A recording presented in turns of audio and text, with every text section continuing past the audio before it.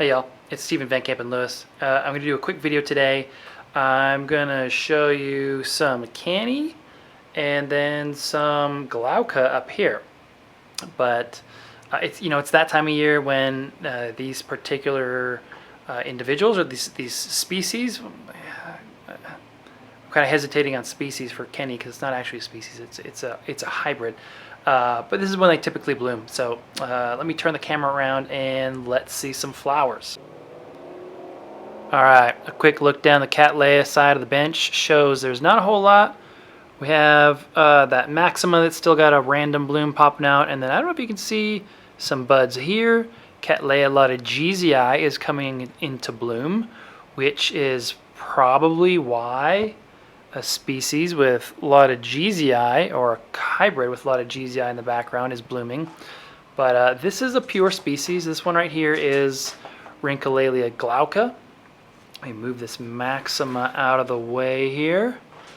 And this is not a great bloom. This is kind of a rough year for my orchids. So this is a big plant, as you can see. Put my hand in here for size. So it should have more flowers than this, but there's a few in the back. Oh, actually, I don't know if you were paying attention more than I was, but Cattleya Snowblind is putting out some buds, so there should be some blooms there that I'll be able to show you probably this weekend. Actually, they grow pretty fast. But this is glauca. This is Digbyana's sort of less famous cousin.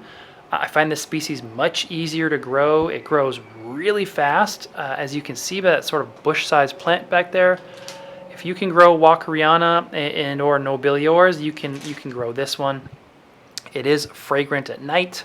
It has that nice large lip, and one of my favorite things is that really cool marking there in the throat. Let me see if I can zoom in.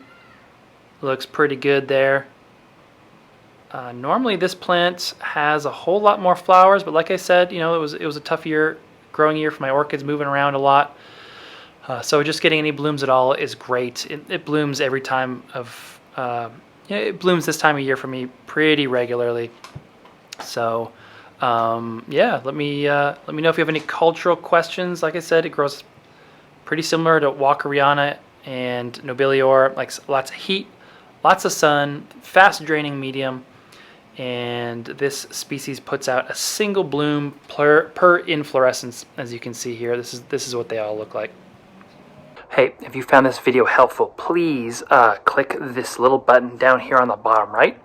And don't feel obligated to, but if you feel like this was worth $1 or $2, please click that and add $1 or $2. That will really go a long way to me helping to get a greenhouse right over here, as well as head over to Brazil for an orchid trip in 2024. So all of your orchid donations will go to orchid causes for which I can make additional videos.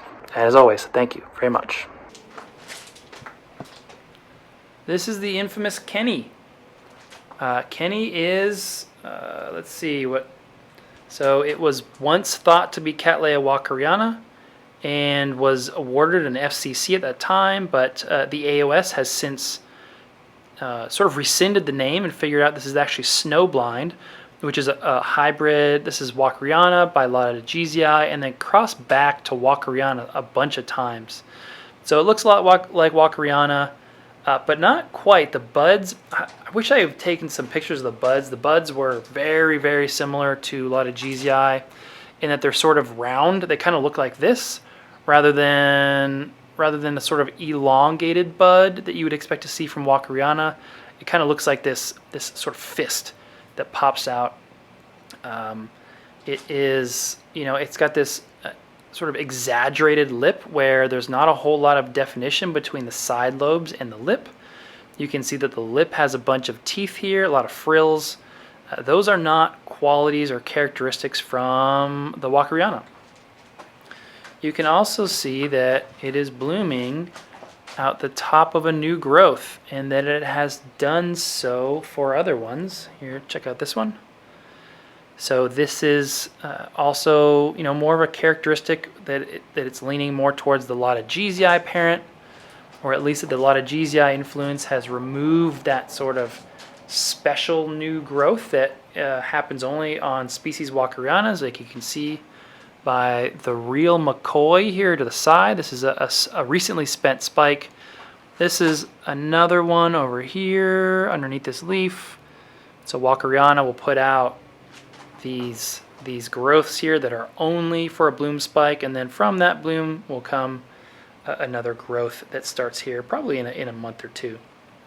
So lots of reasons to see that this is not pure walkeriana and that it has Lautogesia influence. Nonetheless, it is beautiful, and you know, I have species snob friends who will not grow this or other hybrids. You can see this flower is a little wonky, but I encourage everyone, even the species snobs, to buy some of these pretend species so that you're able to better identify them when they come on the market. When you see them and you say, hey, that's being sold as a species, but that sure has some characteristics and some qualities of a hybrid. I wonder if it's not an actual species. And growing the pretend, the imitators, will help you get a better eye for what these fake species look like.